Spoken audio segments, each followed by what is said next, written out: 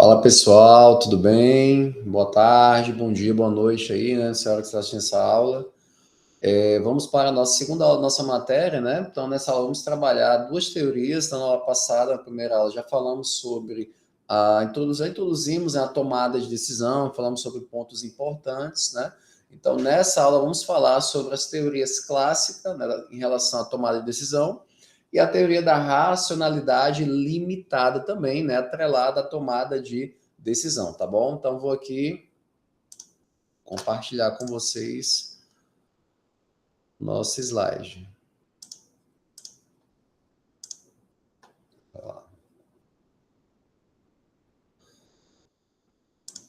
Pronto, pessoal. Então, vamos falar sobre duas teorias importantes em relação à tomada de decisão, né? No âmbito da administração pública, a teoria clássica, tá? E a teoria da racionalidade limitada, tá certo? Então, inicialmente, né? Como fala aqui, o peso da caneta pública, né? Transcende a escolha técnica, com certeza, né? Não é somente você achar que o administrador, o gestor, quando toma a decisão, lógico, ela estou agindo de maneira técnica, não, mas isso transcende a escolha técnica, isso vai atingir a sociedade, né? Com certeza. E isso é muito importante. Então, a decisão, óbvio, ela é orientada, né, à maximização do lucro e agilidade competitiva. Toda decisão no âmbito de uma organização visa isso, né, lucro e competitividade. Então, aqui, quando a gente fala na administração pública, o que seria, né? Opa, botei aqui. O que seria esse lucro, né, na administração? Lucro na administração seria a economicidade, sem dúvida, né? Você economizar, quer dizer, o que? Gastar o mínimo possível e ter a maior eficiência, né, através dessa decisão tomada, né? E essa eficiência é medida como? Com a geração do chamado valor social, valor público, né? Que é justamente o que? Levar à sociedade, certo?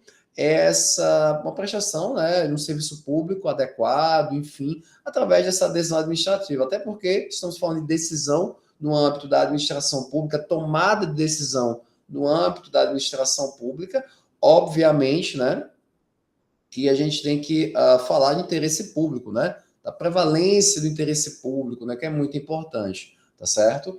Então, o gestor, pessoal, como fala aqui, ele pode fazer tudo que a lei não proíbe, né?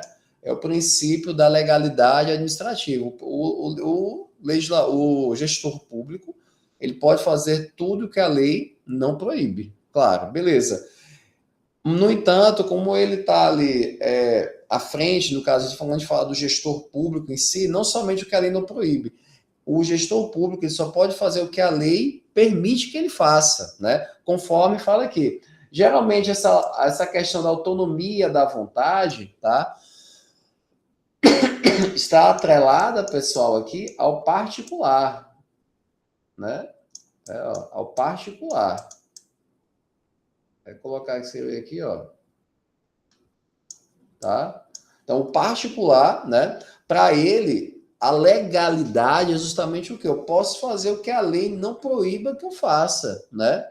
Então, se a lei não proíbe, se a lei permite, não há problema nenhum, né?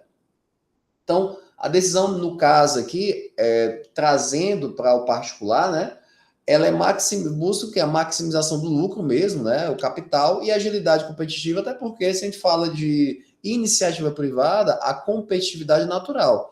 E o gestor de uma empresa privada, de uma empresa particular, ele busca o quê? Ele pode fazer tudo que a lei não proíbe, obviamente, né? E aqui nós temos o princípio da estrita legalidade, né? Está aqui, pessoal, no artigo 37 da Constituição Federal, né? Então, se a gente for lá no artigo 37, só para vocês visualizarem aqui, ó, o artigo 37 da Constituição, quando fala que a administração direta e indireta de qualquer dos poderes da União, dos Estados, do Distrito Federal e dos municípios obedecerá aos princípios de legalidade, né? Então, aqui a legalidade, pessoal, que está aqui prevista no artigo 37 da nossa Constituição Federal, é aquela legalidade administrativa em que o administrador, ele só, vai voltando aqui, ele só pode fazer o que a lei permite que ele faça. Ah, mas a lei não proíbe, né, que o administrador faça isso. Tudo bem, mas ela permite? Não, não tem nenhuma permissão legal. Então, se não há permissão legal expressa, ele não pode fazer. Então, olha aqui, ó, a decisão ela transforma o quê? Mandatos legais, né? Ou mandados legais, melhor dizendo, em entregas sociais, né? Que é justamente o quê? Quando fala em entregas sociais, a decisão do gestor tem que gerar valor social, né?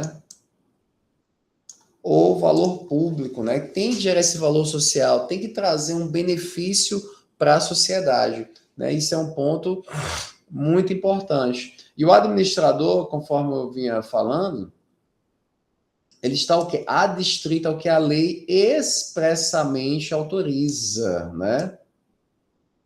Equilibrando eficiência com impessoalidade e moralidade, tá? Então, é o LIMP, né? Legalidade, né? Impessoalidade, moralidade, publicidade, eficiência, é o LIMP, né? Os princípios estão lá no artigo 37, se for voltar lá no artigo 37, para vocês visualizarem. Aqui, ó. Aqui fala os princípios, ó, legalidade, impessoalidade, moralidade, publicidade e eficiência, né? Então, aqui é o LIMP, né? O famoso LIMP, que está aqui no artigo 37 da Constituição Federal, em que o gestor tem que obedecer, né? Observar esses princípios, tá? Administrativos, que são aí, né? Muito importantes, tá, pessoal? Pronto, então, deixa eu só voltar aqui. Então, nós temos dois tipos de legalidade. A legalidade se aplica ao particular, a iniciativa privada pode fazer tudo que a lei não proíbe, e eu tenho a legalidade administrativa, que se aplica ao gestor público. Ele pode fazer somente o que está previsto em lei, né? Somente o que a lei autoriza, certo? E aí, nós temos duas questões que são debatidas, né? De um lado, chamado homem econômico, né? Que é debatida, né, tratada na teoria clássica, né, modelo racional, enfim. E nós temos aqui o homem administrativo no âmbito da racionalidade limitada, né? Simon trata sobre isso. Então, primeiramente, no que tange ao homem econômico, né, na teoria clássica, capacidade intelectual ilimitada para prever todas as consequências, né?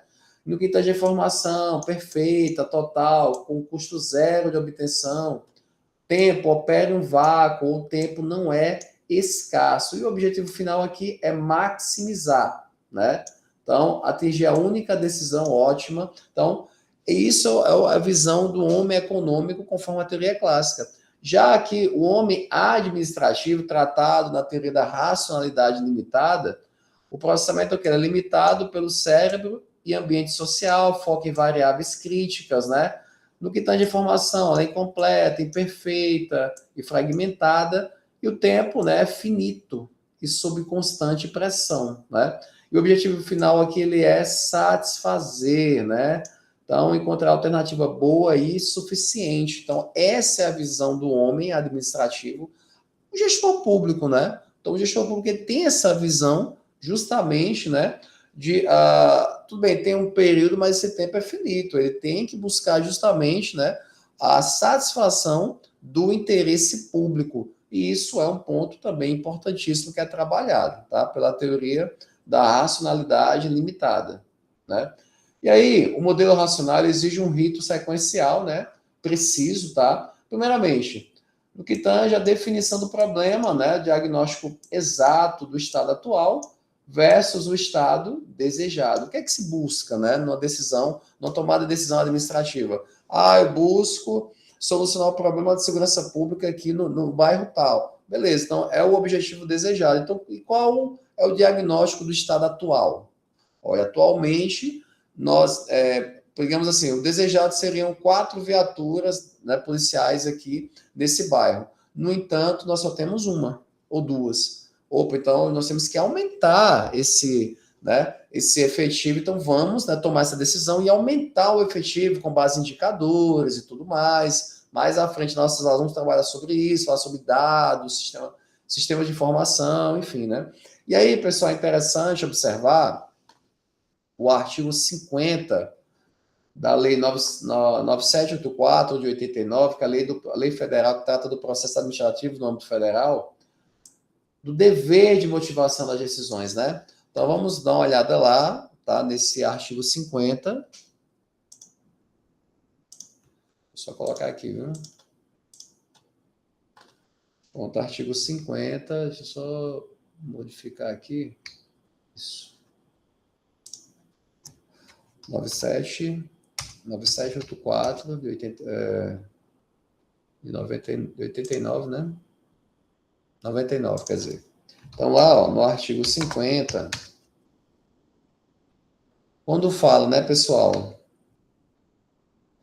Ó, fala que os atos administrativos deverão ser motivados, com indicação dos fatos e dos fundamentos jurídicos, né?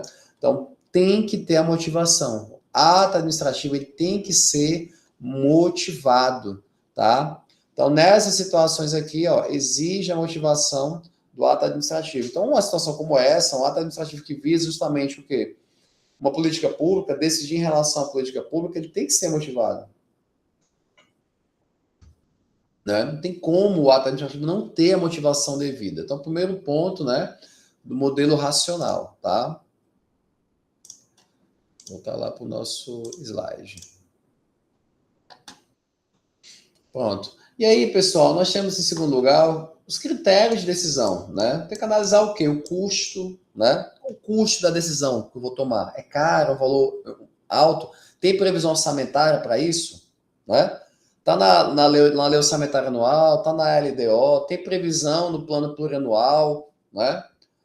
O prazo, qual o prazo, né, para a implementação, tá, dessa política pública?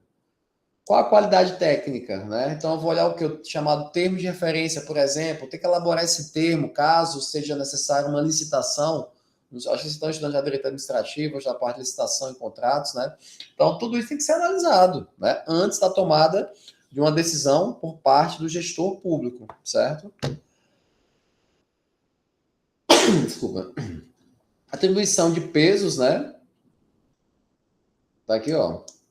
Ó, fixação matemática que dá importância de cada critério, né? Com certeza. Então tem que analisar, né?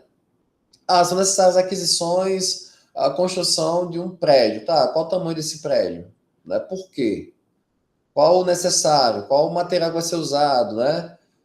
Enfim, então tudo isso tem que ser analisado. Geração exaustiva, né, também, ó, listagem de todas as rotas possíveis, a construção de túneis, a não intervenção. Então, tudo isso tem que ser, né, sopesado no âmbito aí de uma decisão, de uma tomada de decisão no âmbito da administração pública. Avaliação crítica, né, aplicação dos pesos de forma puramente lógica, claro, né. Seleção de maximização, né, escolha o que da alternativa de maior valor comprovado, né. Aí o que é isso? É a chamada economicidade, né? Então, quando fala maior valor comprovado, alternativa maior valor, buscando justamente o quê? A maior eficiência possível com gasto mínimo, né? Então, o menor gasto possível, buscando a maior eficiência possível. E aí temos alguns instrumentos, né? Tá? Que são importantíssimos, tá? O plano plurianual, a lei orçamentária, né? A LDO também, né? São instrumentos, é um instrumento importante também. A análise de custo-benefício e infraestrutura, né? Opera sob a premissa desta tecnocracia neutra, imprevisível, enfim, né? Então, sem dúvida, o PPA, a LDO, a LUC, que são as leis, né, orçamentárias, são os instrumentos orçamentários, são de suma importância, com certeza, pessoal, para o sucesso de toda e qualquer política pública. Até porque política pública comumente exige gasto público, né? Exige a previsão orçamentária. Então, tem que ter previsão orçamentária. Então, você não pode sair gastando dinheiro público, né? Que é proveniente dos impostos, né? Dos tributos, sem previsão orçamentária. Isso aí não é possível, tá? E aí, pessoal, nós temos a questão da racionalidade absoluta, que ela colapsa, né, na realidade operacional. Uma coisa é no papel, outra coisa é na prática, né? Isso aí é um ponto importante. No papel tudo é lindo, né? Tudo é maravilhoso. E na prática, no dia a dia, né? Então vamos lá. Primeiramente, né? O artigo 22 aqui, vamos falar mais à frente. Então, primeiro, o custo da informação, né? Então, é imprescindível, né, obter todos os dados necessários para uma decisão ótima, né? Então, para a decisão ótima, custa frequentemente mais caro do que o próprio benefício gerado pela decisão. Então, às vezes, os dados, né, pessoal? Você não tem que ter todos os dados possíveis para a tomada de decisão. Às vezes isso é muito mais caro do que a própria decisão. E tem que analisar, será que é realmente necessária essa busca incessante por dados? Se eu tenho ali na minha frente a problemática ali, né? O problema, o BO que eu tenho que resolver, será que é melhor chegar e resolver logo? Então, tudo isso, né, é objeto, tá, de análise. E aí entra pontos importantes aqui. O artigo 22 da Lei de Introdução às Normas do Direito Brasileiro, a LINDB, fala que o julgador ele deve o quê? Considerar as dificuldades reais do gestor e as exigências das políticas públicas a seu cargo, né? Então vamos dar uma olhada lá nesse artigo 22 da Lei de Introdução, que ele é um artigo importantíssimo, é um artigo até que eu, né, falo até que pode, eu considero até como uma tese de defesa, vou colocar aqui, do gestor público, né? Vou botar aqui, artigo 22. Olha.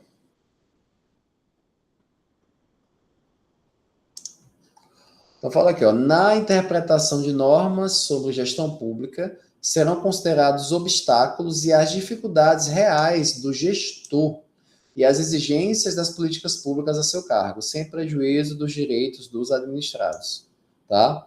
Então, pessoal, como fala aqui, ó, indecisão sobre regularidade de conduta ou validade de ato, contrato, ajuste, processo, norma administrativa, serão consideradas as circunstâncias práticas que houverem imposto, limitado ou condicionado à ação do agente. Olha aqui o parágrafo 2º. Na aplicação de sanções, serão consideradas a natureza e a gravidade da infração cometida, os danos que dela provierem para a administração pública, as circunstâncias agravantes ou atenuantes e os antecedentes do agente. As sanções aplicadas ao agente, ao gestor, serão levadas em conta na dosimetria das demais sanções de mesma natureza e relativas ao mesmo fato. Então, basicamente aqui, pessoal, na interpretação da norma sobre gestão pública, tem que ser considerados os obstáculos e dificuldades que são ali, enfrentados pelo gestor público no dia a dia dele. Ah, mas a adesão dele não foi a mais adequada, mas espera aí, o cara está sem efetivo, está sem quantitativo de servidores ali para poder executar essa política pública, e é uma questão urgente, então foi o melhor caminho que ele conseguiu tomar, conforme, né, a estrutura que ele tinha na mão ali, né, os bens que ele tinha disponível para poder executar aquela política pública. Então, isso tem que ser levado em consideração, né? Quando fala os obstáculos, né, que, imagina, eu acho que o obstáculo mais comum aí para o gestor hoje é a escassez de recursos, né? Não tem, às vezes não tem dinheiro, e aí, como é que faz? Então tem que fazer alguns ajustes, e aí, dentro desses ajustes, pode acontecer alguma situação que pode ser considerada uma infração administrativa, no entanto, tem que ser levado em consideração a realidade, o dia a dia ali desse gestor, os obstáculos que ele enfrenta. Então, isso aí, pessoal, é de suma importância, tá? Quando da análise da interpretação de normas administrativas, tá? Especialmente normas, né, sobre gestão pública, conforme fala o artigo 22 da LINDB. E aí nós temos aqui escassez de tempo, né? Então o modelo ignora crises, né? Os desastres naturais, em desastres naturais ou emergências sanitárias, o rito de 6 etapas leva a paralisia por análise, enfim, né? Fronteiras cognitivas, o cérebro humano é incapaz de reter e processar simultaneamente todas as variáveis, né? Segurança nacional, saúde pública. Então, pessoal, tudo isso aqui, né, corroborando no que nós trabalhamos aqui no artigo 22 da LINDB, certo? E aí, né, a atitude mais econômica é saber a hora de parar de buscar, certo? Que é aquela coisa, né? A questão da informação, a busca incessante, tem que ser levado o custo da busca, né? Tempo, esforço, o custo da informação, tá? A resposta racional e escassez é de suma importância, entender o que é suficiente, né? Parar no ponto de interseção não é mediocridade, inteligência locativa. Olha aqui, ó, contratação direta em emergências, que é a lei, né? É a lei autorizando o quê? A satisfação para garantir a continuidade do serviço público. Lei de licitações. Hipótese de contratação direta, né? Então, vocês vão estudar isso mais à frente, licitação, né? Alguns sem direito administrativo vão estudar isso. Creio que sim, né? Geralmente é em direito administrativo, estuda licitação e contratos, né? Então, pessoal, em situação de emergência, a própria lei autorizou, olha, aqui você tem que comprar, é uma situação de emergência, tem que comprar, né, um remédio, é uma estrutura, são insumos para uma construção, para uma reforma de urgência, enfim. Então, são situações em que autoriza a compra direta, né? Porque busca satisfazer a continuidade do serviço público, né? Ele não pode parar. Existe o princípio da continuidade do serviço público, justamente porque o serviço público ele é contínuo. Ele não pode sofrer interrupções, tá? Imotivadas. Excepcionalmente pode acontecer, pode, até a doutrina trata sobre isso. Mas a suspensão da prestação de serviço tem que ser em última ratio, né? Como se diz, em último caso, né? Não pode ser a regra, tá? E aí, existem as questões, até já creio que falamos sobre isso na passada, não lembro agora, das decisões, né? A tipologia das decisões estatais, que podem ser programadas, né? Baixa incerteza, alta estrutura, então existe uma programação, né? Então, características que são decisões rotineiras, né? Manuais de conduta, algoritmo, racionalidade depositada no sistema. Por exemplo, concessão de licença maternidade, processamento de folha de pagamento, multas de trânsito. São situações ali que são programadas, então há uma incerteza em relação a isso, né? Agora, quando eu tenho as decisões não programadas, eu tenho uma alta incerteza, uma baixa estrutura. Características são inéditas, mal estruturadas, né?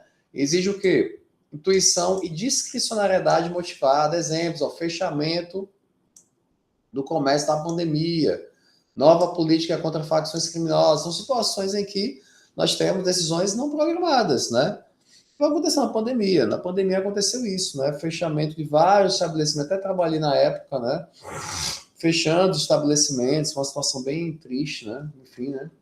Ó, o erro em decisões não programadas é analisado sob a ótica do erro grosseiro, protegendo a decisão sob incerteza severa. Porque a decisão não programada ela tem uma natureza de urgência, né? Com relação ao erro grosseiro, pessoal, o artigo 28 aqui, ó, da lei de introdução, né? Eu só abrir aqui para vocês. O artigo 28 da LINDB trata do erro grosseiro, né? Tá? E aí entra uma questão aqui que eu quero que vocês, né, leiam aqui comigo. Cadê aqui? Ó, olha o que fala. Olha o que diz o artigo 28 da LINDB. Ó, o agente público responderá pessoalmente por suas decisões ou opiniões técnicas em caso de dolo ou erro grosseiro. Então, havendo erro grosseiro na decisão administrativa, na tomada de decisão, o agente público ele vai responder pessoalmente. Ah, não, mas primeiro vai acionar o Estado, depois sou eu. Não, você vai responder. Né? Futuro gestor, futura gestora. Espero que isso não aconteça, né? Tomara que isso não venha a ocorrer, né? Jamais, pelo amor de Deus. Né? E aí, pessoal, com certeza a máquina pública busca transformar o caos inédito na paz da rotina. Ó, criar protocolos para desastres naturais, o Estado programa a resposta, ó, decisões inéditas e crises, né? Então, aqui já é incerteza total, altíssima carga cognitiva. Quer dizer o quê? Interpretação, né? E aí nós temos as decisões programadas, que seguem protocolos, leis, algoritmos, enfim. O resultado, no momento da crise, o decisor, né, o tomador da decisão, não precisa reinventar a roda. Isso o quê? Poupa o cérebro humano e protege a impessoalidade, sem dúvida, né?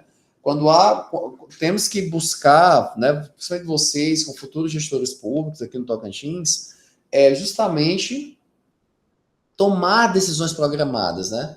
Quando fala programado, com planejamento. Mas e se acontecer emergências, uma decisão não programada? Isso acontece, claro, pode acontecer. E é bem comum, na verdade, né? Dentro da administração pública. Tá? E aí, temos aqui, né, algumas situações que vocês podem ler depois, a expansão tecnológica, né, Big Data, né, são sistemas que comportam, né, processam muitos dados, né, inteligência artificial, expande a base de dados, o Estado desenvolve memória organizacional, transformando a experiência individual em patrimônio institucional, sim.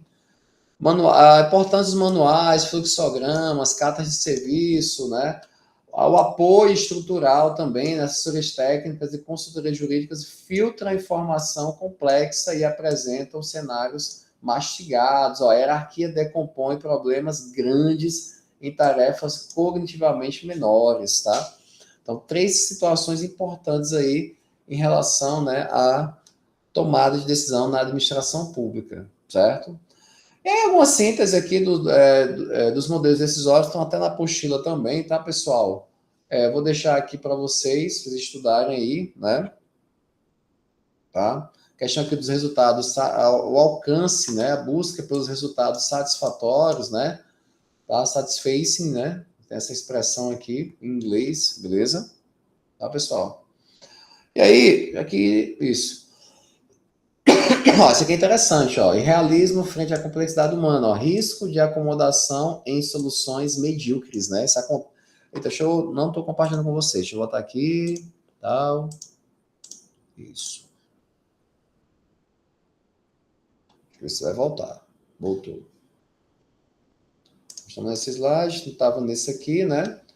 Tá? Então, esse aqui eu falo da expansão tecnológica, né? Então, depois dê uma lida na Lei 14.129, lei importante, tá, pessoal? Quem puder, dê uma lida depois. Manuais, fluxogramas, questão de memórias e padrões, ó, economiza a energia mental do gestor para focar apenas nas decisões não programadas, né? Porque manuais, fluxogramas e tal, eles padronizam, né? Criam protocolos a serem seguidos. Então, o gestor não vai perder tempo com isso. Pô, tem um protocolo ali, basta seguir ele. Eu vou me preocupar com as decisões não programadas, tá? Que é justamente essas decisões que dão uma dor de cabeça, que não tem um planejamento pré-definido. Por isso que a importância dos manuais, né? Dos protocolos a serem seguidos no âmbito, né? Das atividades administrativas, tá? O apoio estrutural, assessorias técnicas, consultorias jurídicas, né? Que apresentam cenários mastigados, né? Enfim, ajuda, né? Muito o gestor. Por isso que, às vezes, o gestor ele tem que ter a capacidade de delegar. Porque não adianta ele estar ali, né? Concentrando nele todos os esforços. Isso aí é contraproducente, tá? Então, o gestor ele tem que compreender que ele tem que delegar a função, né? Tem pessoas que não querem delegar para ninguém, ele quer ser o dono da parada, aí é difícil, né? Eu já vi só. Muitas vezes no âmbito da administração pública, meus quase 20 anos de serviço público, já vi isso aí, ó. Vou fazer 20 anos de serviço público agora, final do mês de agosto. 20 anos de serviço público. Entrei no serviço público em 2006, né? Agosto de 2006, já estamos em agosto de 2026 agora, né? 20 anos depois, tá? Beleza? Questão aqui do homem administrativo, né? Que busca satisfazer o interesse público, o homem econômico, é um otimizador, né? Então, isso está bem explicadinho lá na apostila de vocês também, tá, pessoal? No material, no texto base, né? Questão aqui, né? A questão da teoria clássica, né? Como nós já tratamos aqui, né? Funciona como um horizonte normativo, né? Aqui. Racionalidade limitada oferece o que? A descrição realista, como nós falamos, né? Humaniza a gestão, permite ao direito e ao controle entender que o administrador opera sob pressão e visão parcial. É o leme que desvia dos obstáculos, né? Esse é um ponto importante. A excelência pública moderna exige o que? Navegar entre a busca incessante pela eficiência e o realismo das limitações humanas. Então, um gestor contemporâneo não sobrevive sem ambas. Eficiência, tem que usar busca pela eficiência, mas também levando-se em consideração a realidade das limitações humanas, né? Como eu falei, ali no artigo 22 da LINDB, tem que levar em consideração, na interpretação de normas administrativas, a realidade enfrentada, os obstáculos enfrentados pelo gestor público, tá, pessoal? Então, são pontos aí muito importantes que eu quero que vocês tenham atenção no estudo. Bem, pessoal, então por hoje, né, só, espero que você tenha gostado da nossa aula, façam as atividades que estão lá lançadas, tá bom? Cuidado para não perder o prazo delas também, beleza? Qualquer dúvida, estou à disposição. Um grande abraço, bons estudos e até a próxima.